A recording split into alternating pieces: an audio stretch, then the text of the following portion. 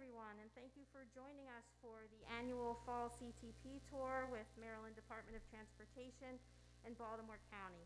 I'd like at this time to turn the program over to Baltimore County Executive John Olszewski.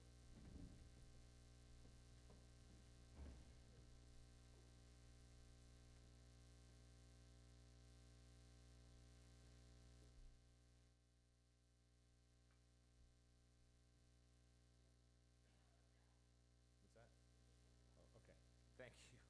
Thank you, Elizabeth. I'd like to confirm with our host before we, well, good morning, everyone. It is wonderful to see all of you, and thank you, President Schatzel and Towson University for being our generous host again today here. I want to thank everyone from the Mdot team for their presence, especially Secretary Slater. We do appreciate your continued partnership to improve transportation in Baltimore County, in the Baltimore region, and especially your genuine willingness to listen and to seek ways to more meaningfully partner. I truly appreciate it. I want to acknowledge a few county leaders who are with us here today, a few department heads, Stacy Rogers, our County Administrative Officer, DeAndrea Walker, our Acting Director of Public Works and Transportation, Steve Lafferty, our Director of the Department of Planning, Leonard Howie, our Director of Economic and Workforce Development, and Laura Riley, the Director of our Department of Aging, among other county leaders. Thank you all for being here. Before we get into some specifics, just wanted to, I guess, talk a little bit about vision, because we have been so committed to improving transit opportunities across Baltimore County so that our residents can more easily move around and so that we can reduce our impact on the planet. We continue to grow, and our transportation infrastructure needs continue to grow as our county grows. We need more transportation options, and we need better ones too. We do believe, though, that Baltimore County's infrastructure should continue to grow in a safe, vibrant, and inclusive way with easy transit opportunities no matter where you live in our jurisdiction. We believe in the need for east-west connectivity because residents shouldn't be confined to jurisdictional lines or a single part of our county. We want to fill and work with you to end last-mile gaps, better help people get to jobs, and improve their overall quality of life.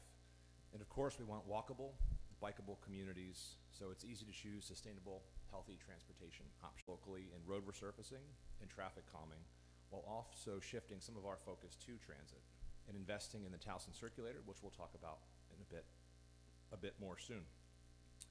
We've also made a real commitment to bike lanes and walking, pedestrian access, including dedicated capital funding, something that didn't really exist, particularly on the bike lane front.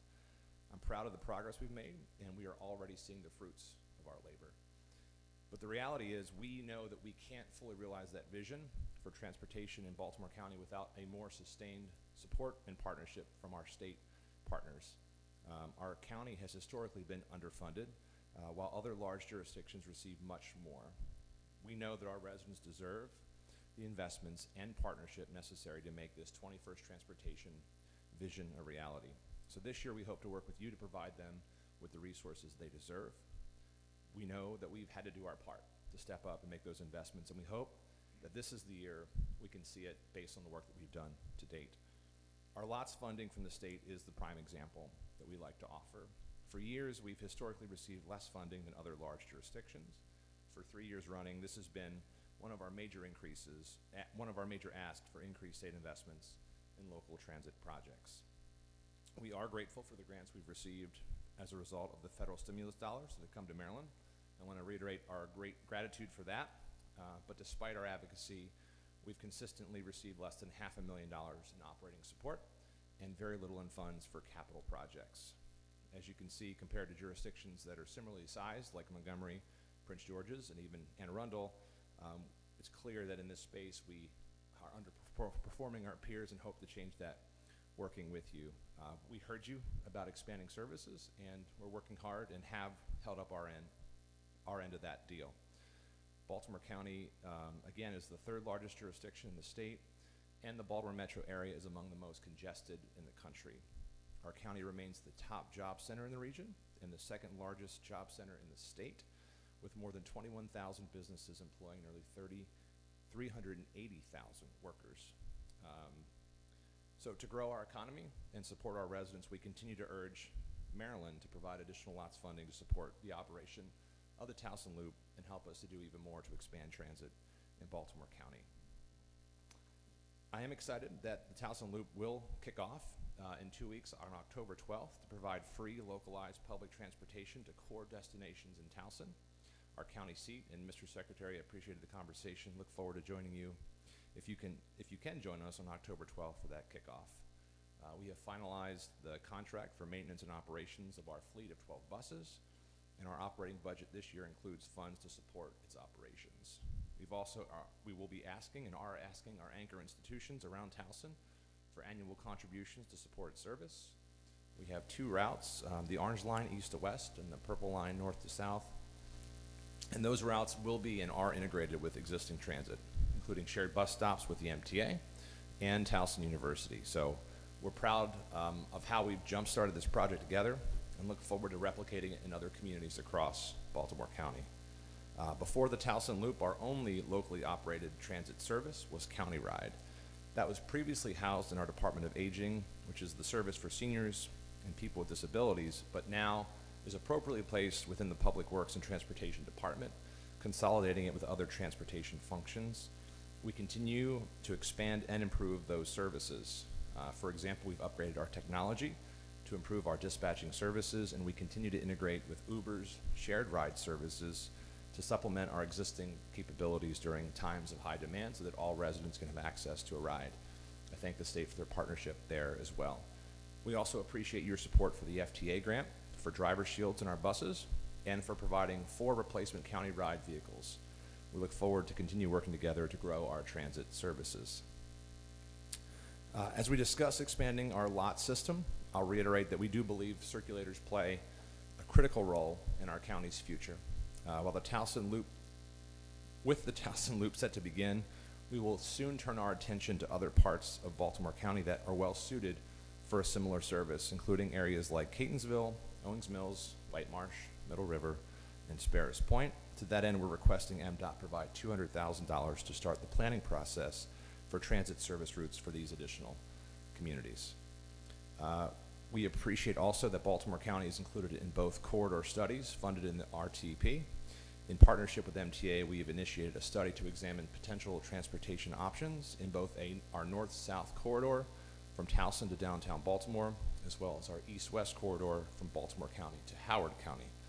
As they are in the earliest stages, these don't identify a specific mode quite yet, but an analysis of multiple options include heavy rail, light rail, and BRT. The plan also includes funding to study mobility kiosks at transit stations, a strategy that will help us integrate transit options and improve our experience for riders. We look forward to those results. Of course, in southeastern Baltimore County, Sparrows Point is again serving as an economic engine for the state, with Trade Point Atlantic adding thousands of jobs. And it's essential that we can ensure our residents can access those jobs, which is why we're grateful to see additional transit to and from TPA. Enhancing line 163 will significantly improve that east-west connection through the city of Baltimore, and the modified line 63 will do a lot to provide additional service to our east side communities. In the central region, the rerouting of Local Link 93 better connects our communities, ensuring residents have access from retailers along York Road. And on the west side of our county, Liberty Road remains an important corridor where we are actively promoting economic development and new investment. Together, we partnered to design 5 bus shelters, and construction is pending. We also want to ensure this corridor is walkable and safe for pedestrians and bicyclists alike. That's why at the county level, we've invested in ADA sidewalk improvements to ensure residents can get to our MTA bus stops. We're also investing in improved lighting, and next steps include planting trees and adding bike lanes on our collector roads as well. Earlier this year, we initiated our new countywide bike pedestrian plan. Fall outreach is set to commence soon, and we have made progress on this front, committing $1.4 million for bicycle and ped projects in our capital improvement plan.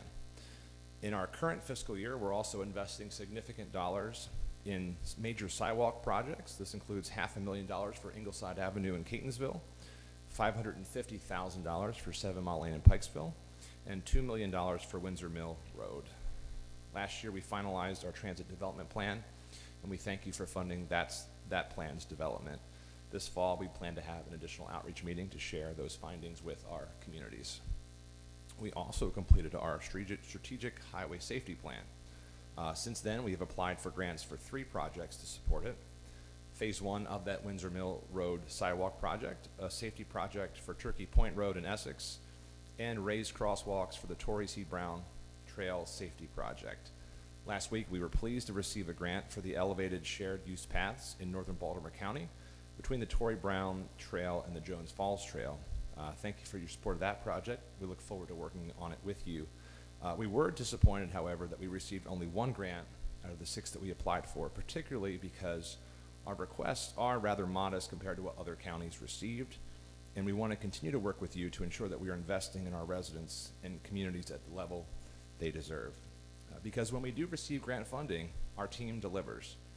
In Edgemere, our safe routes to school design is at 60% and is being reviewed by the state.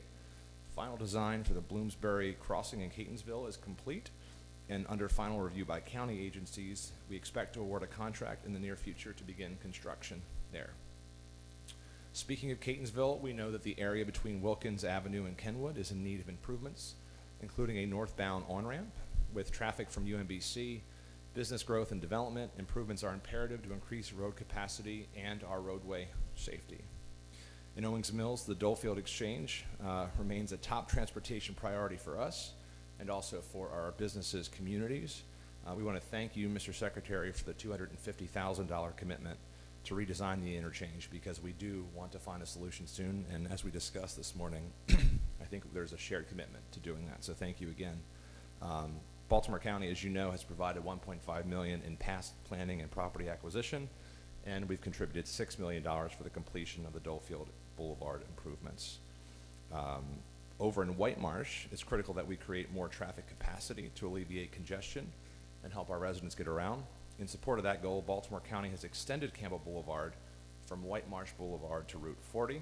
Our next step is extending Campbell Boulevard to Moores Lane, completing that east-west connection from White Marsh Boulevard to Campbell. We are asking Mdot to improve Philadelphia Road from Moores Lane to Campbell Boulevard, which represents a critical linkage along that route. I'm really grateful for your presence here and the partnership. I'm glad to have a partner at Mdot and all of the agencies who share our vision for collaboration and partnership.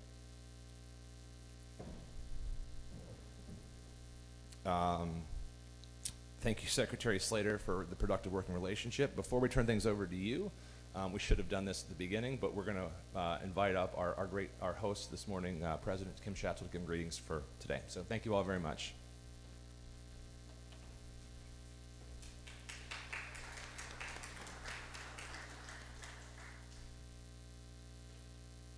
So it happens when you wear earrings sometimes. I know many of you have had similar experiences, so I'll have to deal with this later. I can't say how grateful I am and how I take advantage of every opportunity this fall to welcome people to campus. So when I was asked if I could stop by and be able to do that, I said, heck yes, this is what we want to be able to do. So welcome to our new neighbor, to the county executive and his staff, as well as welcome home to Secretary Slater, who is a proud TU alum. We love to have our Tigers back. I also want to recognize Delegate Hill, Delegate Metzler, as well as Guyton Young, Delegate Brooks, and I saw Chair of the Baltimore County Council, Julian Jones here. There he is back there, and I want to welcome you as well. We've had a fabulous opening to campus in terms of just being able to bring the students back. There's 23,000 here. We have about 8,000 in the residence halls, and I can tell you, in talking to the students, they will never, ever take for granted being in a classroom with their classmates and their faculty ever again. They are just drinking the campus up. Students that weren't engaged are fully engaged right now, joining everything. So they're drinking out of a fire hose to be able to do that, and we're proud to be able to do it. We recently have become even closer neighbors with the county executive in the fact that we opened up the startup at the Armory, that we're very proud to be able to be working in terms of economic development and entrepreneurship. And 401 Washington, we've moved people into that building as well. So we've added 600 people to the core of Towson just over the past few weeks. and we're going to be seeing more and more of that in terms of the connection between downtown Towson and the university, and we want that connective tissue to grow. So the questions of transportation that are going to be talked about today, they're near and dear to our heart as a university and as an anchor institution for this region and this state. So again, welcome, thanks for being here, thanks for all the hard work that you're doing, and please take a chance to look at the football team practicing out there as well. Thank you again.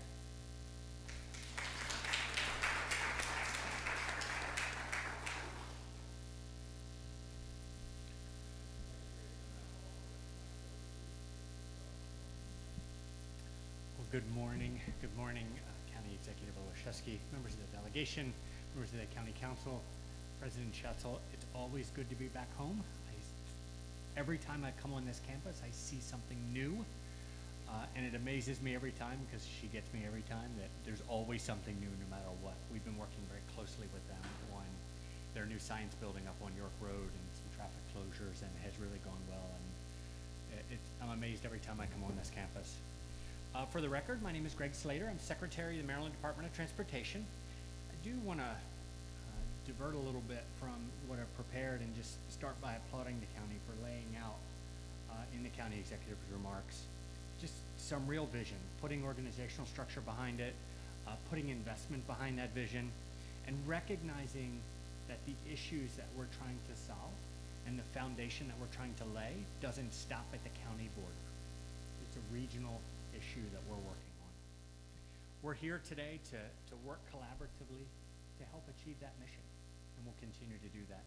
But thank you for inviting us today to provide an overview of our draft 6-year Consolidated Transportation Program, more commonly known as the CTP. This CTP covers fiscal years 22 to 27. First, I want to introduce our Mdot team that's with us today. First, from the State Highway Administration, we have Administrator Tim Smith, and we have our District Engineer, Wendy Wolcott. I think I saw Wendy. There she is. From our Maryland Transportation Authority, we have Executive Director Jim Ports. From the Maryland Transit Administration, we have our Acting Administrator, Holly Arnold.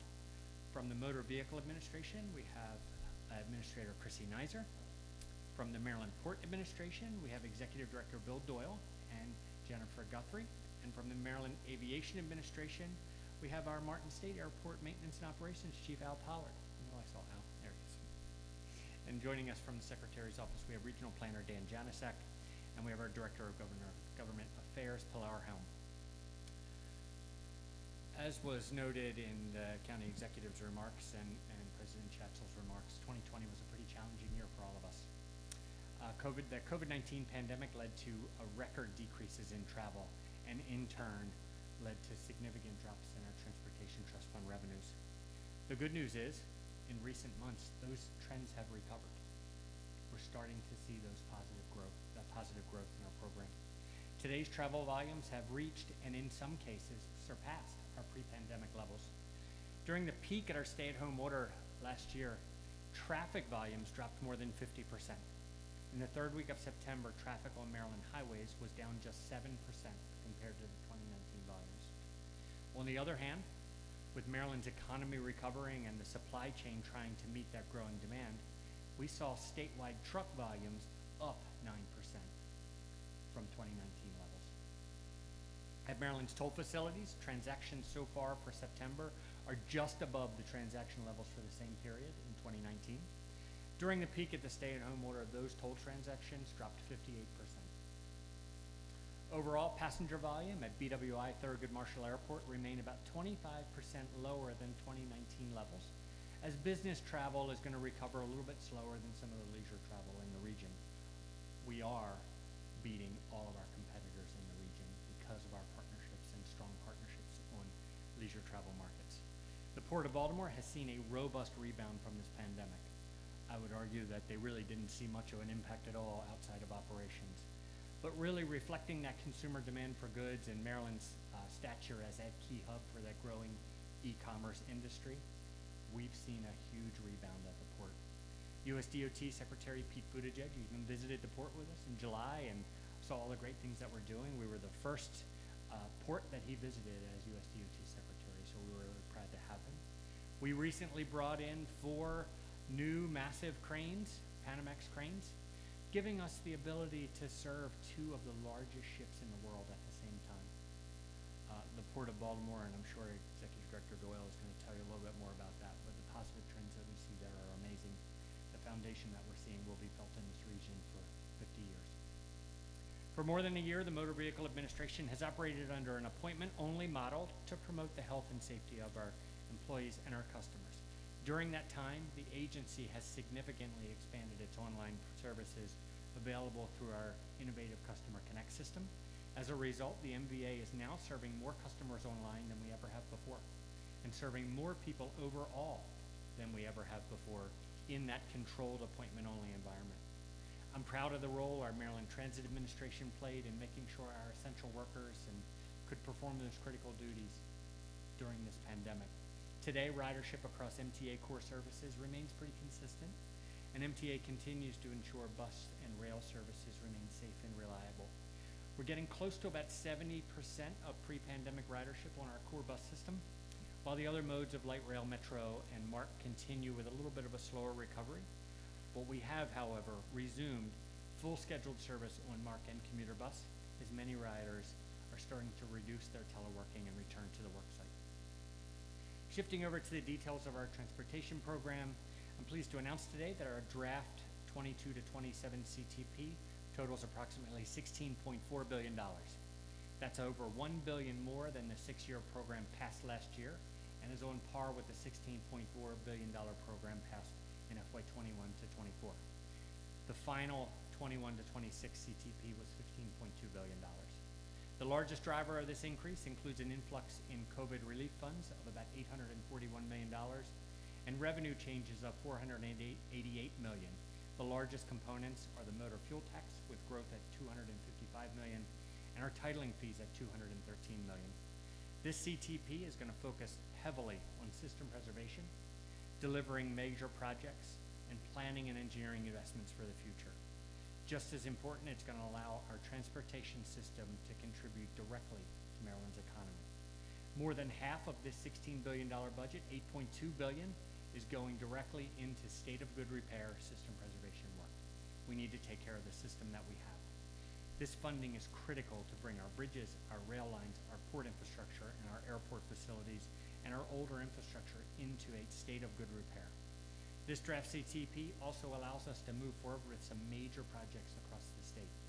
The Howard Street Tunnel, the AB connector at the Baltimore-Washington International Thurgood Marshall Airport, 695 triple bridges where I-70 and 695 come together, and the 695 traffic relief plan from 70 to 43, along with the Purple Line and the replacement of the American Legion Bridge in the Capital Region. Lastly, but not certainly least, we are investing in planning and engineering to build that shelf of projects for the future. Those planning and engineering projects cover every region of the state and every mode of travel. Over at SHA, we're investing in bridges around Greenbelt and in Prince George's County, as well as some of our critical bridges across the state. Try to remind people all the time, the interstate system was all built in the late 50s, early 60s. We have to replace all those bridges at the same time. We've been doing it systematically, but some of them are big, and we really need to make those planning investments. Over at MTA, we're studying 2 new transit corridors in the Baltimore region, as well as the MARC Penn-Camden connector. We also have a redevelopment project of the Eastern Bus Facility, including charging for an expanded electric fleet of buses that we've just started to purchase. Over at the Maryland Aviation Administration, we're including expansion of our electric shuttle bus fleet, and over at the Port Administration, significant investments in dredge placement to accommodate those large ships that are coming to the Port of Baltimore. Looking ahead, we believe we have weathered the worst of the COVID-19 revenue impacts. We are hopeful and mindful.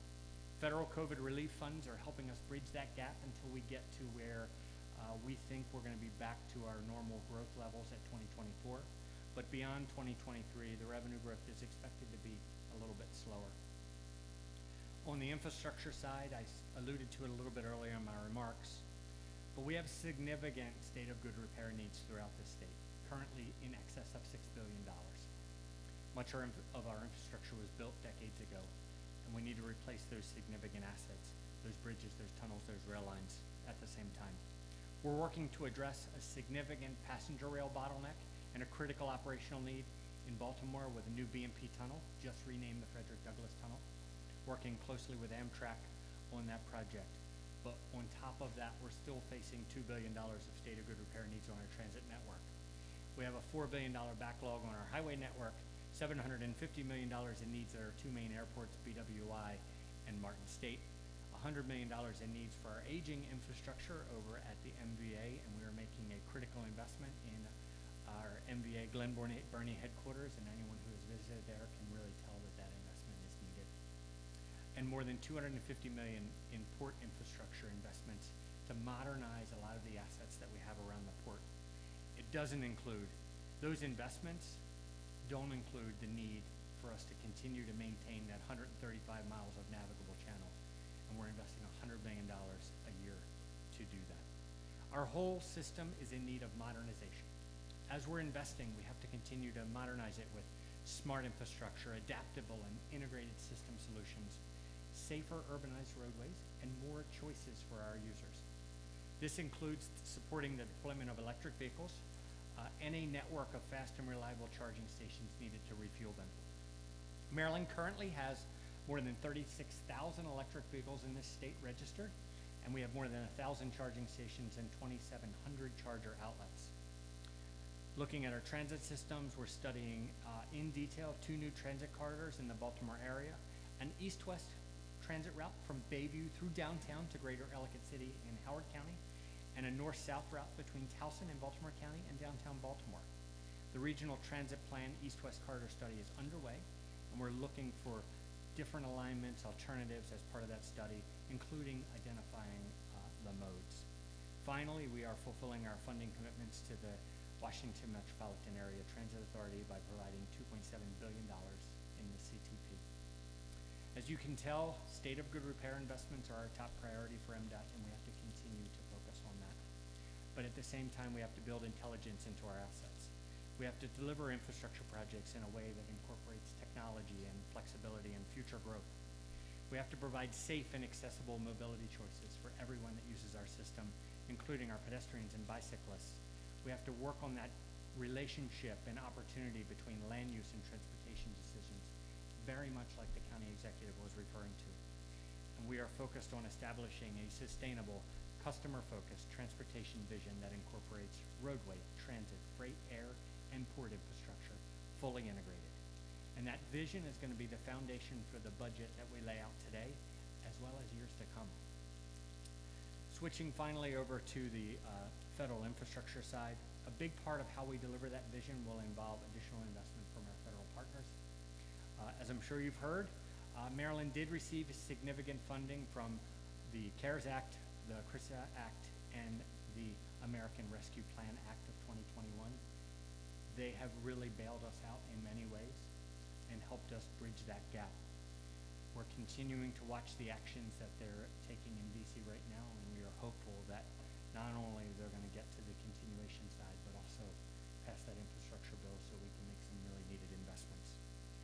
Numerous projects across the state are going to benefit from those investments, including our expansion projects over at the port at Masonville and Cox Creek and Poplar Island, and new zero-emission buses for MTA, and MVA renovations at our branches. We're going to continue to invest those rescue dollars that way. Finally, recently, Governor Hogan announced about $16.8 million in grants to support bike and pedestrian and trail infrastructure through 42 projects across the state.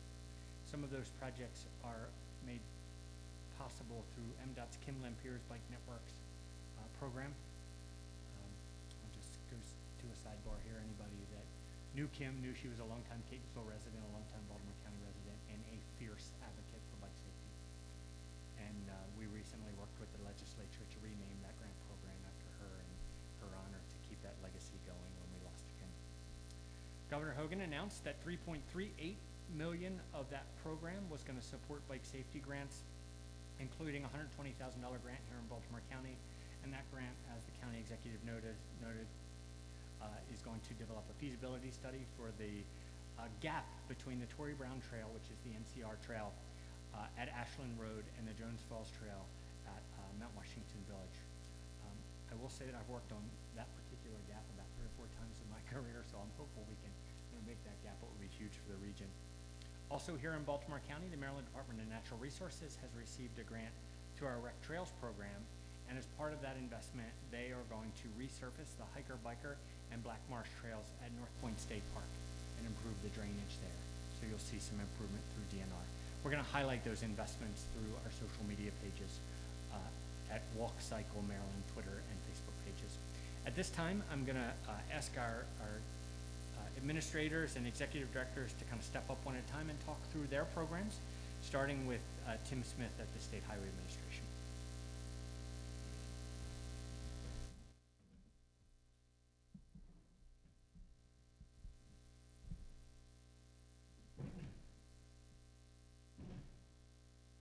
Thank you, Secretary.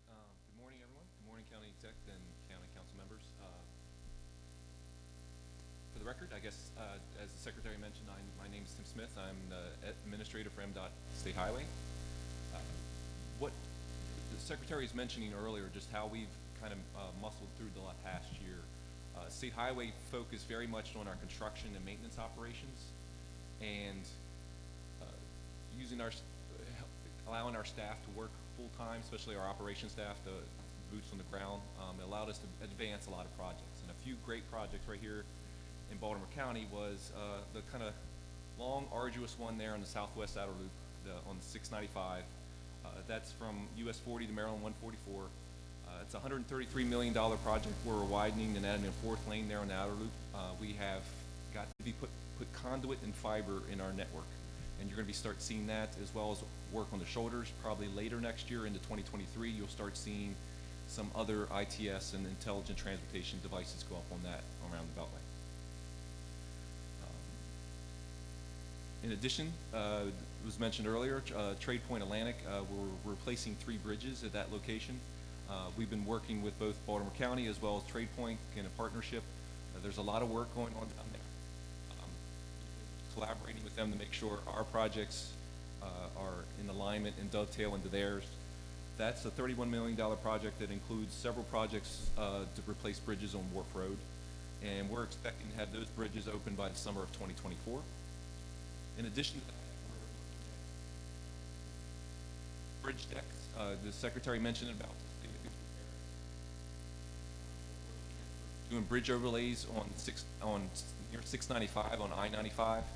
That's roughly $25 million worth of projects on bridge decks that we're doing in Baltimore County. And then in Parkville, intersection of Hartford Road and Joppa Road, we're looking at a $13 million intersection project. That was one of the, and that's in collaboration with the county and their water main replacement. So we're anticipating to complete that project by the fall of next year, so fall of 2022. And just to kind of go a little bit off script myself, the county executive mentioned it.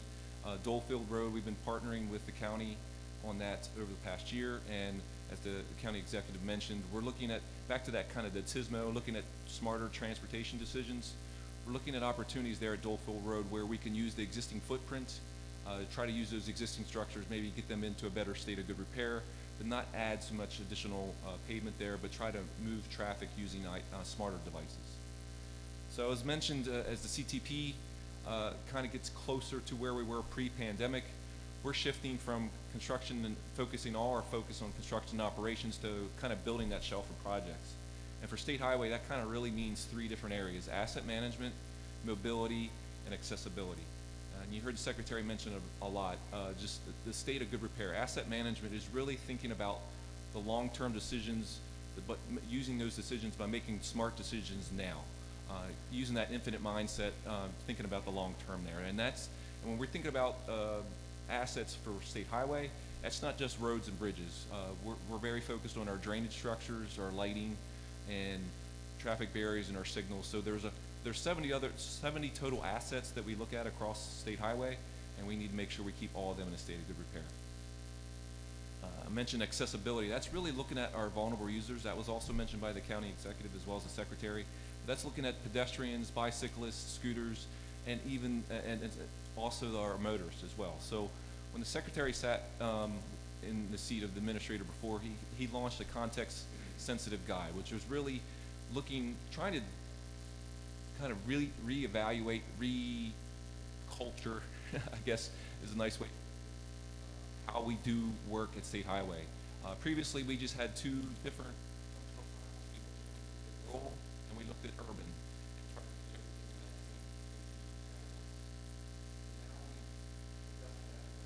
Different urban core to suburban activity center. So on those vulnerable and make sure they can connect to lifestyle opportunities as well. You know, I'll say this because I'm an engineer. Engineers aren't always the most nimble, so be able to adjust to that.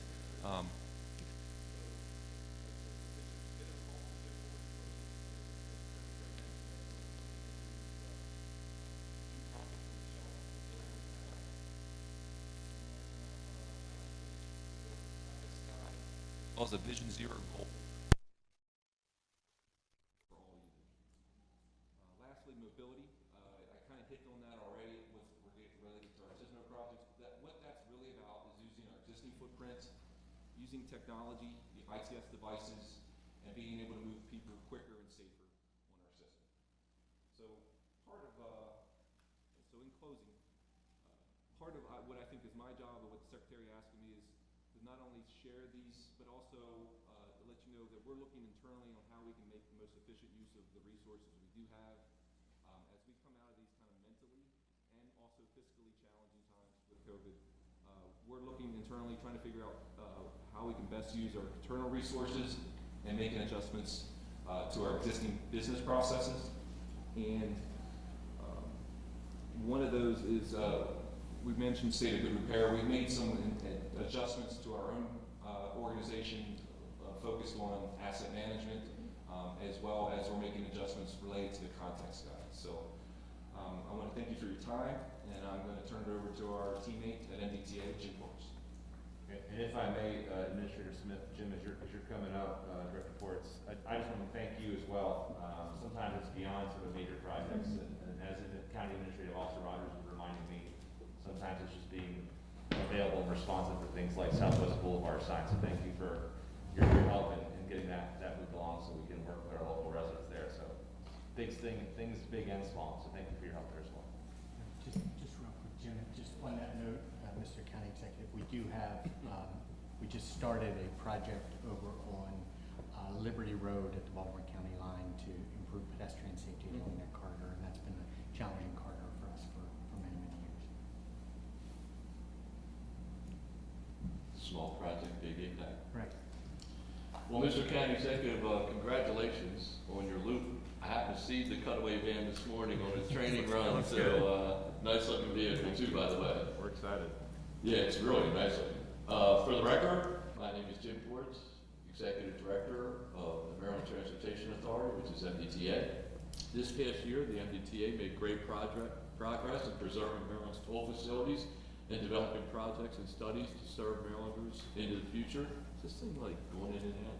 I think It sounds like it's going in and out. Work continues on the $1.1 billion I-95 express toll lanes, northbound extension program to relieve congestion and improve travel on the I-95 corridor into Harford County. Construction began in May on the major project to widen northbound I-95 between Maryland 43, which is White Marsh Boulevard, and Maryland 152, which is Mountain Road, to make way for the extension of the new northbound express toll lanes. The extension is expected to open to traffic by 2024 to Maryland 152, and with full extension to north of Maryland 24 to open to traffic by 2027. And Mr. County Executive, when you talk about regional projects, this is a perfect example. I like to call it my ICC, Inter-County Connector, because as you know, it's a regional project between Baltimore City, Baltimore County, and now Harford County. In June, a new park and ride, we just opened up at the intersection of Maryland 924, Woodsdale Road near I-95 interchange, and Maryland 24 and Maryland 924 in Abington area of Harford County. The multi-purpose modal park and ride has 265 spaces and accommodations for transit, ride sharing, bicycles, and pedestrians. Last December, we reopened the newly constructed I-895 bridges north of Baltimore Harbor Tunnel. 2 months early, the new northbound and southbound I-895 structure replaced the MDTA's only structurally deficient bridge in its inventory. In February, the Tier 1 draft environmental impact statement for the ongoing Chesapeake Bay Crossing study was made available for public review and comment at baycrossingstudy.com. The MDTA held in-person and virtual public hearings in April, and the comment period ended in May. We expect to identify a selected corridor alternative and publish a combined final environmental impact statement as well as record a decision in the winter of 2021-2022. The MDTA implemented temporary all-electronic tolling statewide in March of 2020 as part of its COVID-19 response, and we made all-electronic tolling permanent in August of 2020. Construction for highway speed all-electronic tolling in the new gantries and removal or partial removal of the existing toll plazas is underway at the Fort McHenry Tunnel, JFK Memorial Highway, and the Nice Middleton Bridge.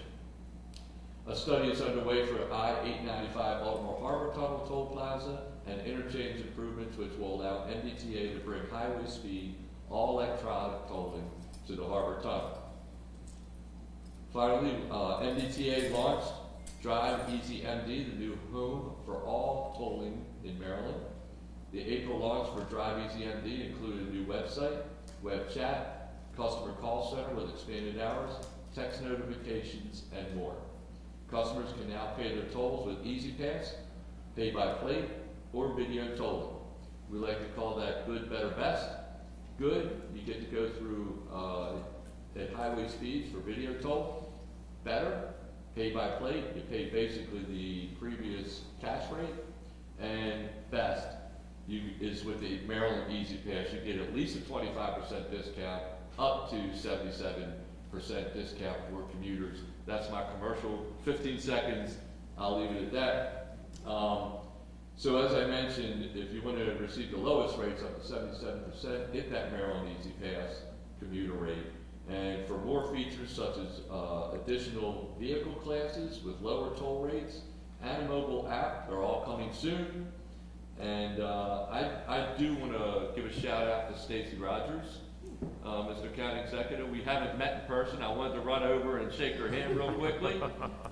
We have had many phone conversations, and I can tell you she's a tremendous asset for the county.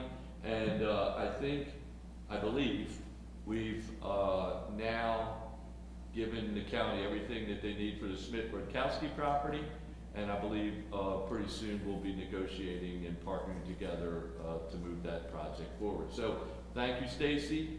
Thank you, Mr. County Executive, for your involvement in that. And at this time, I'll turn it over to my colleague at the MTA, Bob Arnold.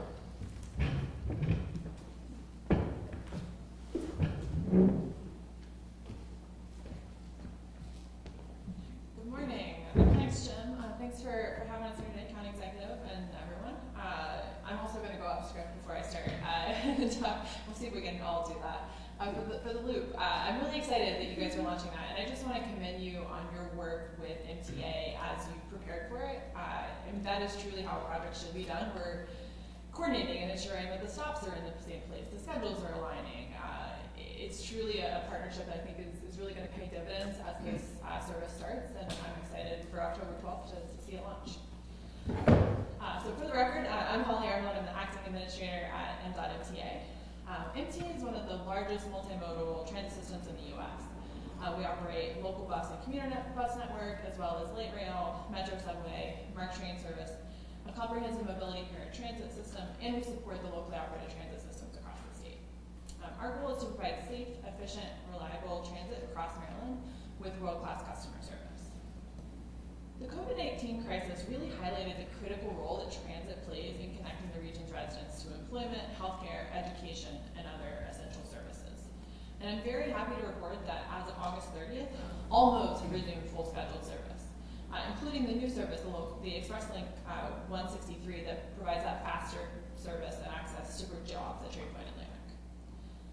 MTA continues to make significant capital investments in state-of-good repair projects to ensure the transit system remains a safe and reliable reliable transportation option for the region. Federal relief funding from the CARES, CRISA, and ARPA have filled operating funding gaps and state of good repair needs. Some of our key state of good repair investments include over $400 million to replace the Metro subway light rail cars and signal system, $160 million to overhaul major systems on our light rail trains to ensure reliable service, $54 million to overhaul 63 of our Mark III passenger coaches, $210 million for a 5-year contract for clean diesel buses, $238 million dedicated to rehabbing and renewing our metro stations, tunnel, track, and systems, and finally $264 million for repairing and rehabbing our light rail stations, track systems, and stations. We're going to continue to prioritize funding state of repair projects across all of our nodes, with a real focus on our older assets. But we're also preparing for the future of transit. Recently, we published the agency's strategic plan for the next 5 years. It's titled Rebuilding Better, Committed to an Equitable Transit Future. It's going to guide our agency's recovery from the COVID-19 pandemic and really identify some priorities for us to create a brighter future for transit by focusing on technology, communication, and collaboration with equity as the central focus. These commitments really build upon the strong foundation of progress that we've established to improve the transit experience and system reliability for our riders. And that includes recognition as the safest transit system in the U.S. for the last 7 years, implementation of our Charm Pass mobile ticketing, improving our bus reliability with dedicated bus lanes and transit signal priority, and finally expansion of real-time information on our Mark train and commuter bus. The full plan is available at the Mbta website for review. In addition to our strategic plan, we're planning for the future via infrastructure investments. This includes our Mark Riverside heavy maintenance facility. It's currently under construction in Baltimore and is a $65 million investment towards the future of transit. When it's finished, the state-of-the-art facility will enable Mta to enhance our locomotive and railcar maintenance capabilities and will help us support major transit infrastructure improvements along the Northeast Corridor. In May of 2021, we announced as part of the Regional Transit Plan implementation the launch of 2 corridor feasibility studies. These transit corridors really show strong demand for transit and are opportunities to explore new transportation modes, schedules, routes, and infrastructure. The 2 corridors being studied, as Secretary Slater mentioned, are a north-south corridor between Towson and downtown Baltimore, and an east-west corridor between the Bayview community and Ellicott City. We look forward to continuing implementation efforts and in partnership with the county, moving forward the 30 strategies identified in the 5-year RTP action plan, of which over 20 are underway this year. To learn more and view the progress dashboard, I encourage everyone to visit rtp.mta.maryland.gov. Mta is also undertaking the first 50-year statewide transit plan. The draft plan is expected to be available for public comment by the end of this year. It really builds upon regional and local transit plans across the state. It's going to outline a 50-year vision for transit in Maryland to help define transit needs across the state for future generations. We look forward to working with Baltimore County and stakeholders across the state to develop this long-term vision and framework for coordinated transit service in Maryland. As ridership continues to grow and travel patterns change, Mta remains consistent in our unwavering commitment to our riders. As part of this commitment, the CTP dedicates $43 million to transit network improvements to improve the customer experience. These new funds include improvements for new dedicated bus lanes, bus stops and transit hubs, including ADA improvements, wayfinding at our stations, and bike and shared mobility. These investments demonstrate Mta's priority to accelerate rider-focused initiatives and projects that provide meaningful benefits to the communities we serve. We're also committed to reducing greenhouse gas emissions, and we're aggressively transitioning towards a zero-emission bus fleet. We invest over $269 million in this CTP for our zero-emission vehicles program, bus pilots, and bus procurements. We also make a significant investment in Baltimore County by providing more than $842,000 in operating capital grants to support the local county-wide transit operation. And in response to the COVID-19 pandemic, Baltimore County will receive nearly $1.1 million in federal relief funds to support transit operations or capital needs in the county. Thank you. I'll now turn it over to Christy Nizer at Mbta.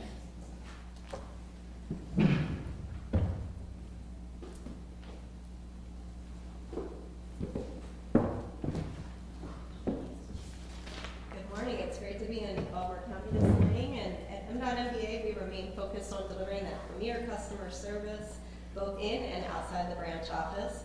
Obviously, as the Secretary said, we do remain appointments only, but we have increased capacity to our pre-pandemic levels, and actually with the efficiency of appointments, we're able to serve more customers than we were able to do Our online, our kiosk services always remain a vital part of our business. And over the last 18 months, we've been able to really look at our operations and try to challenge ourselves to see how we could do things different and do them better. I really want to thank the legislature because there were several things that we needed to adjust the law to be more efficient, and they helped us in that regard. So now you can actually renew your license a year in advance as opposed to 6 months. That'll help with our military, some of our students, folks who may be out of state for various reasons, they'll be able to renew early. You're also able to now use your vision certification for 2 years as opposed to 1. Most folks know over 40, you have to go to your eye doctor. They can submit that electronically to us as well as the paper form we've always had. That'll be good for 2 years, so less, more time that you'll be able to use that document with us. We also now will allow you to use a photo if you come in outside of your renewal period. So say you lost your license or you moved and need to change that address, you got your photo taken. You'll be able to come in, use that photo the next time. You won't have to come in when you do your renewal. We weren't able to use that photo prior to the law change, so we thank them for that effort. As the Secretary mentioned, we're offering more transactions online now than ever before. The numbers are really staggering when you compare March through August of this year compared to 2019. Actually saw a 45% increase in online and kiosk transactions, and that is because of our new modernization system called Customer Connect. We deployed our vehicle system in July of last year, and we will be deploying our driver licensing system in December of this year. So really looking forward to that and all the benefits it brings to our customers. Once we have that consolidated IT system, customers will be able to log online and see everything related to their Mbta business, any letters we sent them, the status of their license, when their vehicle registration is up for renewal, and really take advantage of all those real-time services that we will have. We're also doing things to protect security. You might have heard of something called a SoundX number, otherwise known as a driver's license number. We'll actually be going away from that under Customer Connect.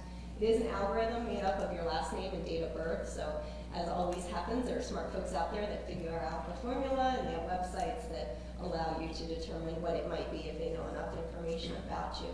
We're actually going to a uniquely created number that will stay with you the entire time you have your license. So again, we know license numbers are used for more than just motor vehicle services, and we want to make sure that that process is secure as possible for our residents.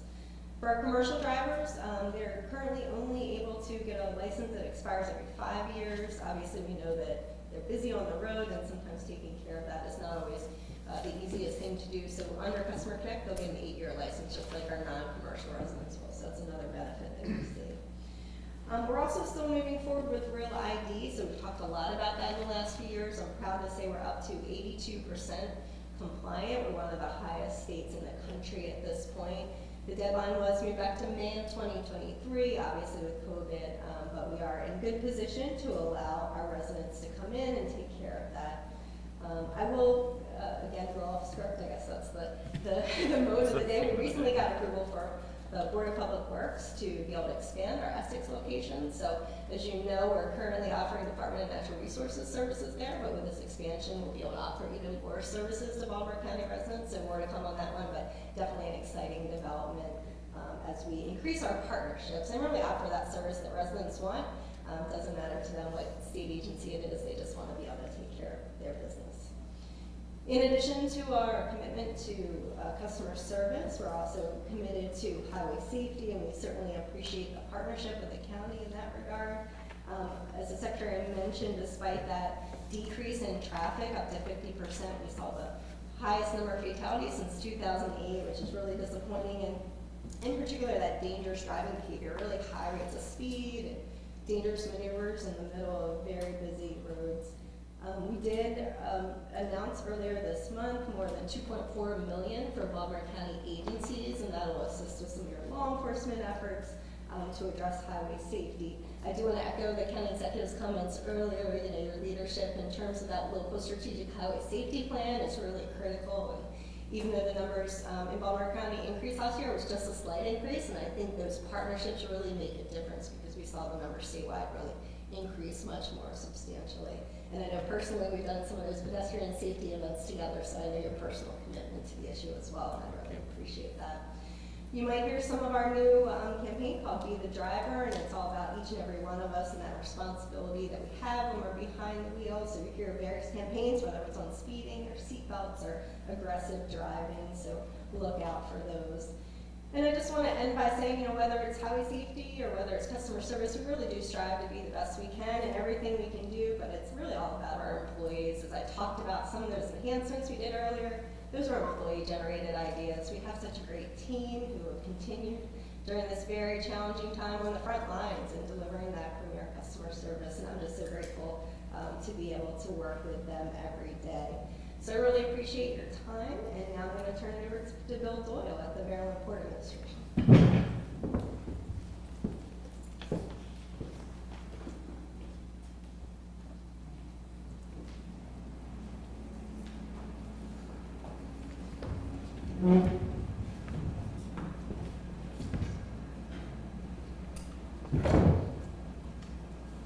So good morning. For the record, my name is Doyle, Bill Doyle. I am the Executive Director for Port of Baltimore, Maryland Port Administration. For the next 10 years, at least, we will be in the state of good repair and system preservation at the Port of Baltimore. Secretary Slater, he spoke about the projects that we have going on in the Port of Baltimore that are remarkable. We have the 4 new cranes, we have 2 50-foot berths, we have the Howard Street Tunnel coming. That Howard Street Tunnel is huge, not just for the Port of Baltimore, not just for Maryland, but for the entire East Coast.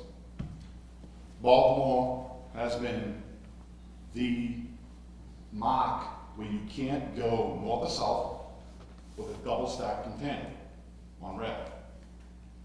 You can come from Maine to Baltimore with 2 containers on a rail car. You can go from Baltimore to Florida with 2 containers on a rail car. But you can't come through Baltimore with 2 because of the Howard Street Tunnel. And it's been that way for 100 years. You can't go west to the Ohio Valley or to Chicago on double stack and never could because of 18 inches known as the Howard Street Tunnel. We are in Baltimore County, and so what I want to convey to Baltimore County is that the state of Maryland, Secretary of Transportation, and myself are fully aligned with Trade Point Atlantic. Trade Point Atlantic is on the map. And I want to talk just a little bit of international and what we bring to the table in the state of Maryland. There is a huge congestion in the supply chain right now. There are 100 ships, either at anchor, drifting, or in port outside the port of Los Angeles and Long Beach. Before the Panama Canal was expanded in 2016, everything in your hand right now, every electronic, came in on the West Coast and was railed to Chicago and then distributed to the East Coast. We've changed that in Baltimore. With what we have at our container terminal, with the investments that have been made in distribution, sorting, and fulfillment centers in and around the Port of Baltimore and Maryland has been a game changer over the past 5 years. We have just landed in the past 6 weeks 2 strings of ships, 13 starting in Vietnam, 2 ports in China, and then to Baltimore, to get around the congestion on the West Coast, through the Panama Canal into Baltimore, just in the last 6 weeks. Also, we've got 8 ships starting in India, coming through the Suez Canal into Baltimore. That's 21 ships on a rotation coming into the Port of Baltimore because of what we do on infrastructure, what the state spends, what our private partners spend, what the county spends. And what we're gonna do in the future. Now, for the county, right here, Baltimore County, we just signed a new agreement, because we live and die in this port. Port of Baltimore is part of Baltimore County. We live and die on what we dredge. We dredge material. We just extended our commitment to the county that you can use our dredge material sites, Masonville and Cox Creek. It was already on the books for that, but there was a time delay on that expired, or was expiring. We extended it for another 5 years. In the United States of America, nobody beats us. It's only gonna get better next week.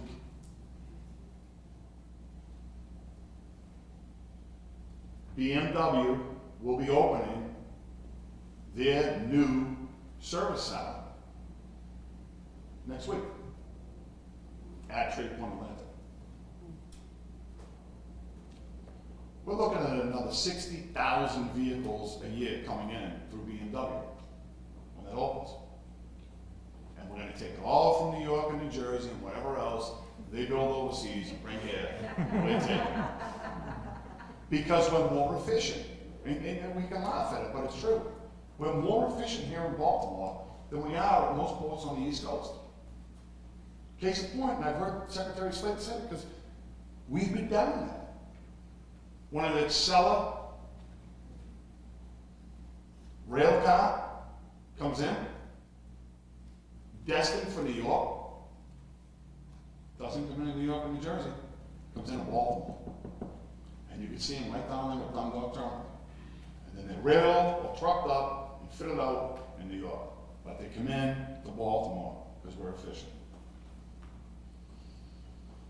Also, you've got Volkswagen.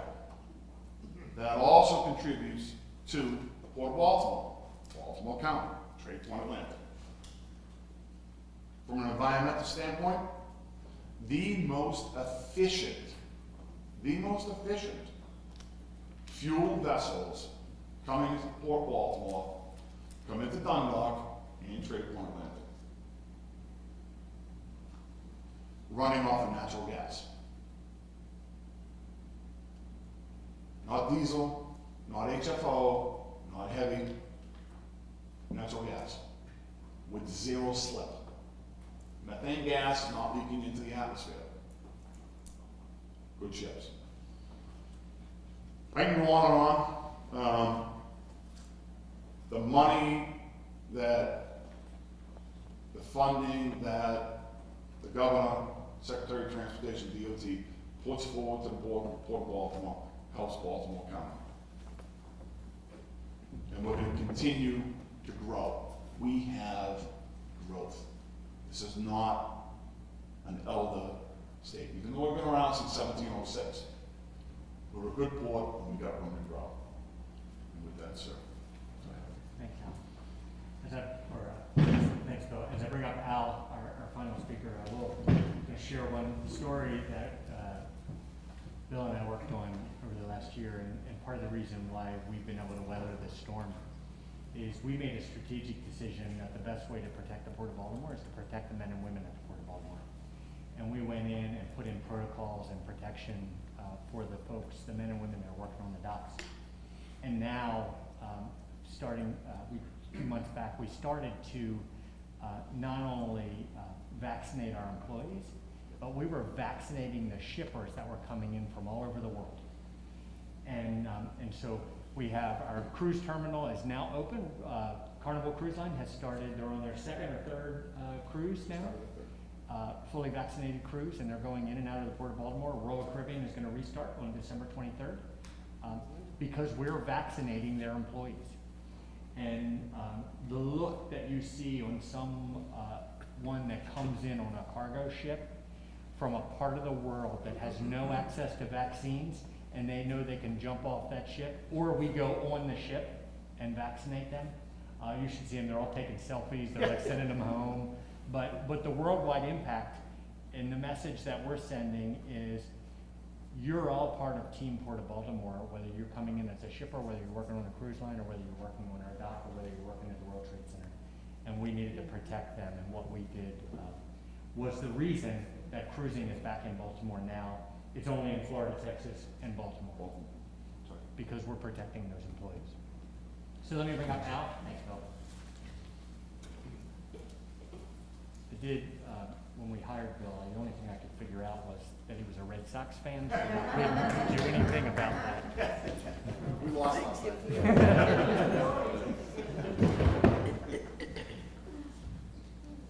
Good morning. I'm Al Pollard, Chief of Operations and Maintenance for Washington State Airport. Mr. Ricky Smith, our Executive Director, could not be here this morning, so I will brief you on BWI as well as Washington State Airport. Throughout the pandemic, we have collaborated with state and federal leaders, public health officials, and our partners to ensure safe, healthy airports for our customers and employees at BWI Thurgood Marshall Airport and Washington State Airport. Our airport communities remain focused on providing healthy and safe travel. The strong recovery that we have experienced reflects the confidence that our customers feel with the safe, comfortable travel services they receive. In fact, the recovery at BWI Marshall Airport leads the region with growing passenger traffic and new airline service. I am particularly proud of the work from our employees during the pandemic and the fact that BWI Marshall was named the top North American airport in its size category in the 2020 Airport Service Quality Awards. The ASQ program recognizes global airports for delivery of the best customer service as measured by passengers. To receive this honor during the pandemic, the most challenging time in our history, was a remarkable achievement. Throughout the pandemic, we continued to innovate and provide new services and amenities to our passengers. Like the $48 million 5-gate extension to Concourse A that offers a new food and retail concession, upgraded restrooms, and more capacity for Southwest Airlines. And our new state-of-the-art electric vehicle charging stations, which are an important collaboration with BGE to boost charging infrastructure in our region. Moving forward, our capital program remains focused on improving facilities and services for our customers, while creating opportunities for domestic and international service. System preservation and resiliency are major focal points for MAA's capital programs. Driven by the needs to provide exceptional service to our customers in the safest, most reliable, and efficient manner. System preservation projects include an airport-wide restroom renovation program, aviation fuel storage replacement and expansion, electrical feeder replacement, airfield lighting vault upgrades, and passenger boarding bridge replacements. Additionally, as a designated general aviation reliever to BWI Marshall, improving the facilities at Martin State remains a key component to maintaining an efficient regional aviation system that balances the needs of commercial, corporate, personal, emergency response, and military aircraft operators. After a short pause due to the pandemic, we were moving forward with a major multi-year terminal improvement to the center of operations for Southwest Airlines, the largest airline partner at BWI Marshall. The Concourse A connector and baggage handling system project will transform a major portion of the airport, creating an enhanced travel experience for passengers and supporting future growth of Southwest. The improvements will include direct concourse-to-concourse connectivity for passengers, new food and retail concessions, modern restrooms, and expanded airline hold rooms, all sitting atop a new, sophisticated baggage handling system. This large-scale project will be largely funded by airport revenue bonds, which we issued for the first time ever this past summer. The bond issuance was well received by rating agencies and investors. We also are moving forward on major site preparation and utility work that will support construction of a major aircraft maintenance facility for Southwest Airlines. The first such maintenance hangar in the Northeast for the carrier. MAA will continue to support aviation and airports across Maryland by working with our 35 public use airports in the state. For the statewide aviation grant program that provides important state funding and support for airport improvement projects. MAA intends to administer $1.6 million in grants during fiscal year 2022 for regional airports across Maryland. As the global aviation industry continues to recover and rebound, across MAA, we are working to provide excellent service for our customers. We remain committed to excellent customer service and convenience for our customers at BWI Marshall and Martin State Airport. And with that, Mr. Secretary, I turn it back to you, sir. Thank you, Alan. Thanks to the whole Mdot team for the great updates. At this point, I'll turn it back over to County Executive Olszewski, and we're happy to answer any questions that you may have. Thank you, Mr. Secretary, and thank you, Chief Pollard. We're thrilled to have you in Martin State here in Baltimore County, and thanks for the update on behalf of all of MAA. I'm going to actually turn things over to Elizabeth Sachs again to introduce some of our other partners. We went off script a little bit. We talked about partnership.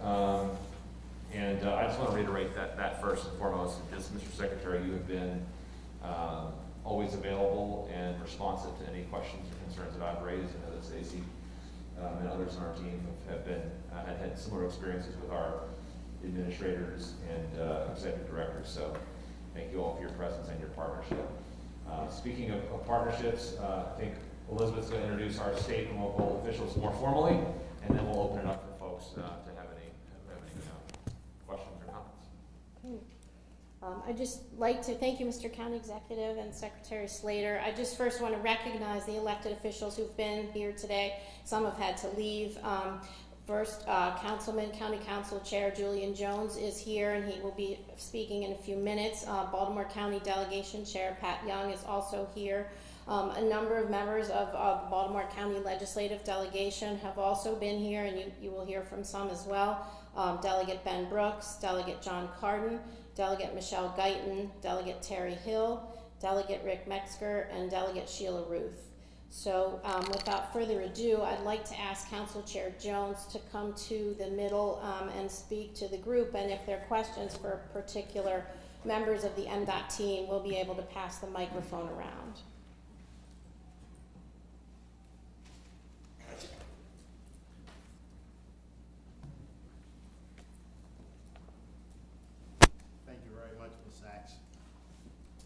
Let me start by thanking you, Secretary Slater, for coming here today and giving us this opportunity. And we certainly appreciate all the speakers, all the department heads and directors, and just want to just say, welcome to Baltimore County. We certainly appreciate you being here. I'll start out by just congratulating and thanking the Mbta. I went there, I've spoken with the secretary before, the director, and they're doing a fantastic job. You can't listen, it's like, you can't even crack jokes about the NBA anymore. So efficient, You get in, you get out, you're taking a punchline away, you know? I made an appointment, I was in and out, and they actually overperformed. They took me before my appointment and got me out before my appointment was actually there, so, I appreciate that. I also appreciate the work that's being done on 695. For years, for 32 years, I traveled that route, going from Baltimore County to Anne Arundel County, and always that congestion. So to see that improvement from Route 40 to 95 is huge and will make a difference in the lives of a lot of people. I also appreciate the pedestrian safety that's going to be done on Liberty Road. I look forward to hearing more about it. And to get to the other parts, or the ask, if you will, is of course the Dole exchange. The Dole exchange has been extremely important to my community in Owings Mills, especially the business community. It's been the #1 ask from Baltimore County for many, many years. So I look forward to hearing more about the redesign. To be quite frank, when I hear redesign, I hear delay. And you know, it sort of concerns me a little, but I'm happy to see some movement, because for years there hasn't been any movement at all. So I look forward to that. One of the other things I would ask is that I'm extremely impressed with all the presentation here today, changing the buses, all the work, you know, our friend from the Boston area is learning about the port, and certainly appreciate his presentation. And I know that Howard Street Bridge has been crazy, because I would see the cars, or the single, I guess they truck it over to Jessup, and then they put them on a double-decker car, and then send them out west. But anyway, one of the other things I would ask is that we focus on getting back to basics, right? Some of these things are wonderful, but as it relates to affecting the quality of life of the people in my community, I'll give you an example. In this room several years ago, when I stood here the last time we were here, I talked about 2 bus enclosures that meet the qualifications on Liberty Road in terms of ridership. Yet those enclosures are still not there. And so this is like a back to basics thing that, you know, let's think about the people that are in the service now. When I look at Ricestown Road or Liberty Road, when people are getting off the Beltway, and I see that, you know, we have this nice streetscape going on Liberty Road, but then we don't cut the grass right around the Beltway. I ride around and the weeds are growing all through the cracks. And, you know, every time I see it, I call my office and say, hey, call Highways and tell them to do something about this, and you know, it goes from there. Then 2 weeks later, I'm doing it again. Let me think, what else? That's one of the main things, the Dole exchange and the back to basics. Other than that, I think you guys are hitting, and ladies, are hitting on all cylinders, and we certainly appreciate all your efforts and all your work. And you know, thanks for being here. Thanks for listening. Thanks so much, Councilman. I'll leave you just a few points to kind of talk about. One, we agree Mbta is amazing, and it starts at the top of Administrator Niger. She is the best in the business. The Dole exchange. I first worked on the Dole exchange, I think probably 12 years ago, 15 years ago, with the Owings Mills Business Roundtable. I think we're just looking for ways to advance that project. The new design investment, part of the challenge we had with this project is the cost made it really challenging to kind of look for opportunities and so the improvement actually went all the way down to Owings Mills Boulevard, and so we're looking for opportunities to kind of see if we can make that a little bit more efficient and figure out how to get that interchange to happen. We do think there are going to be some opportunities coming up with that interchange, and we're very hopeful for our ability to move that. I agree with you on the back to basics. Just touching on the Liberty Road bus enclosures. Holly alluded to it a little bit, but we have a new program that we're putting out. What is it? CEP, and it's really focused on the customer experience, and we're making a significant investment. It's what, 45 million across the region for ADA improvements and bus shelters and first-class transit stops, where today we just have a single sign sitting in the middle of the neighborhood. So what we're trying to do is make an investment to make that transit stop, just that bus stop, more than just a bus stop, part of that community feature with shelters and those types of things. So that's an investment that we're making across the system. And then we really are just in need of kind of modernizing our system and getting that back to where we can be proud of it. The maintenance is a big piece of that. That was a part of our budget that took a particularly tough hit when we had the cuts from our COVID impacts. So we're hopeful to kind of get that back to where we can get more. We spend, here's my public service announcement, we spend $10 million a year cleaning up litter. If you just throw it in the trash receptacle, we might not have to do that. So, but I'm hopeful to get back to that. But we agree, we want a system we can be proud of. Well, I thank you, and I will add with the MTA, it was great improvement to have people be able to see where that bus is. Yeah. And hopefully they don't have to stand on that bus stop too long. On that note, Thank you very much. I'd like to ask if any of our delegates would like to speak. Delegate Guyton and then Delegate Root. You might want to make sure that it's turned on. Just flick it I'm on. loud. I'm not sure how to work Push it towards you. It's fine. Okay, thank you. Thank you so much. Thanks for being here. I do want to point out that I have had a lot of interactions with many of you over the last 2 years. I never thought I would know so much about transportation as I do right now. But I also want to thank you because both the State Department of Transportation has been really, really responsive to the issues coming out of my district with the Belfast Road situation. Thank you, Mr. Smith. With an ongoing working group trying to deal with issues related to the NCR or the Tory Brown Trail and issues on Moncton Station. Thank you, Ms. Wolfeck, who yes, right there. The county as well has really stepped up to deal with some issues along Pot Spring Road and Timonium. We've had Timonium Light Rail Station. So I feel like I'm part of the team right now because all of a sudden these issues are coming up every day.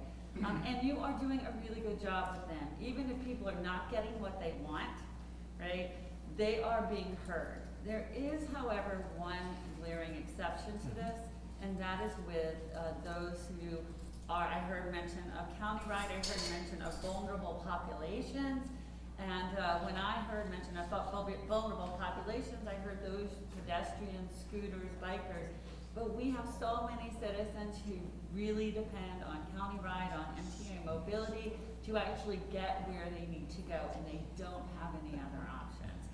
So I am actually convening a group today, just coincidentally, of statewide advocates for disabilities to discuss these problems and these issues.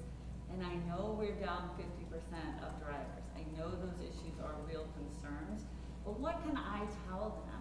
Because I haven't heard much about that in this presentation. What can I tell them that you are doing and that we can do to try to make their situation with weight, with responsiveness from the department, and planning better? Because it's right now it's quite untenable. Absolutely, and thank you for raising that. I'll just be right up front and honest that we're not where we need to be on that program, and that's where some of our focus is. We are down rider or operators. That is not only just an issue here, but it is a national issue. So we're doing a few things to try and recruit a little bit riders. We're actually taking our contract back to the Board of Public Works, and we're asking for the ability to pay our operators a little bit more, hiring bonuses, those types of things. Holly and I are talking about how we can kind of almost over-program some of our state operators. These are contract operators on mobility, but over-program some of our state operators to be able to provide a lot more of those services. And then we're really kind of focused on how we can provide better and more communication with the folks that are relying on those services. So absolutely, if there's something that comes out of your work group, I know Holly's been working with Disability Rights Maryland and having regular conversations with them. If there's anything that we can do to follow up on that conversation, we're also happy to sit down with those groups as well and talk about what we can do. Because sometimes there are little things that just may not be visible to us that we could do very easily to help with that situation. So we want to get that back to where it's performing well, but it's also predictable and a great service because they do rely on us and it is their freedom. So we're really focused on that. Thank you. Thank you for recognizing that, and thanks for that offer. I will be taking you up on that. Great. Thank you.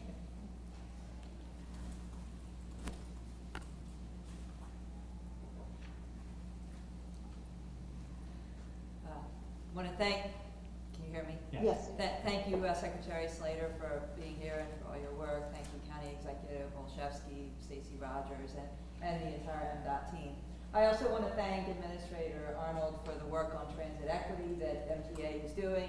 It's really important work, and I look forward to continuing to work with you on that. I really just had one question, which is about the I-695, I-70 interchange project. Is there discussion of providing access to Security Square Mall from I-70 as a part of that project? There's a big community effort right now on revitalizing that mall, and it would be a benefit if people could get from I-70 to the mall without having to go, big distances. Sure. Well, no, that was most of the conversations that we've had in kind of pre-development on that project have been more focused on making sure that we're able to ensure the access to kind of that dead end of I-70, that parking lot there. We have not considered at this point kind of that direct access to Security Mall. We do have some regulations on the federal side that probably would prohibit kind of direct access to a feature like that. Every access point, every ramp, that goes in and out has to go through what's called an Interstate Access Point Approval process. And a lot of times the federal government will only allow you to access either another ramp or an arterial roadway instead of a kind of a development like that. But we are kind of in that kind of creative stage of that development. If there's some feedback that you can kind of give us and connect us back in through the development that's happening there, we're happy to consider that. Sure, thank you. And even if you can't provide direct access to the mall, better access to Security Boulevard would help, because right now it's not easy even to get to Security Boulevard. So thank you so much, and thank you, Administrator Smith. Would any other members of our legislative delegation like to say a few words? Okay. All right. Anyone else like to make any comments? Oh, thank you, Delia.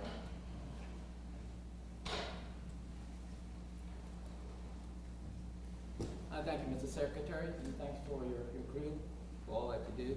Yeah, I just want to piggyback on what Councilman John said, and that was about the getting off, I think, exit 18 onto Liberty Road. The maintenance of the grass and whatnot, but also the trash there, and it's very, I won't say offensive, but it doesn't present an appealing invite to that community, Yeah, and I started to get a crew together myself to go out there and pick it up, but then again, it becomes a safety issue, Yeah, it does. So that's why I did not. But yeah, but just coming into the community and having it looking a bit appealing would make a major difference. So if you pay attention to that, I would greatly appreciate it. Absolutely, and so, we monitor those as best we can. We put regular crews out there. We had to cut back on some of our mowing cycles, but we're hopeful to kind of pick them back up. At this point, what we're doing is kind of that last mowing cycle of the fall, winter, and then pushing some of that vegetation back. Litter crews, those types of things. If there are areas of concern, never be shy about reaching out to us, and we can kind of connect with our shops and see what kind of opportunities. Is there a schedule or something that you have? Or you just let me ask Tim, the schedule that we use, there's definitely a schedule on kind of the mowing and regular maintenance piece. Litter, sometimes we'll have a regular schedule, but we'll also go out kind of with a community that has kind of raised a concern, or we have an incident, maybe a big truck rode through and didn't have a cover on their bed or something like that, and we've got paper everywhere or those types of things. But we all know where that trash ends up if we don't pick it up, so we want to make sure that we get it. So typically we have a 6 to 8 week cycle for mowing and litter. We try to get the litter before we do the mowing. Yeah. And if like the Secretary said, if you have any concerns, especially on gateways to communities, please feel free to share it with me or our district engineer, Wendy Walcott, and we can make that important. Okay. And I must say too, about a couple of months ago, there was a crew that came down Liberty Road, picking up trash from the creek. And we were extremely pleased about that, but that was the first time I'd seen them doing that. We know that the speaker and she cleaned the section, and I get from time to time to do that as well. Leave the orange bags, and you guys will come and pick them up later, so yeah. But that was very, very appreciative. Yeah, thank you so much. I know I mentioned a little bit earlier, but we do spend a little over $10 million a year picking up litter, so that's we can make a lot of safety improvements with that investment if we just get people to take that trash home and throw it in a receptacle. Okay, thanks again. Thank you.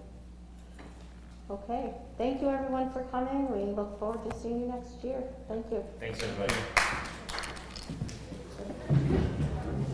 Thank you. Thank you. Thank you so much. There's lots we do in the interim. All right, I like the setup. Let's get together.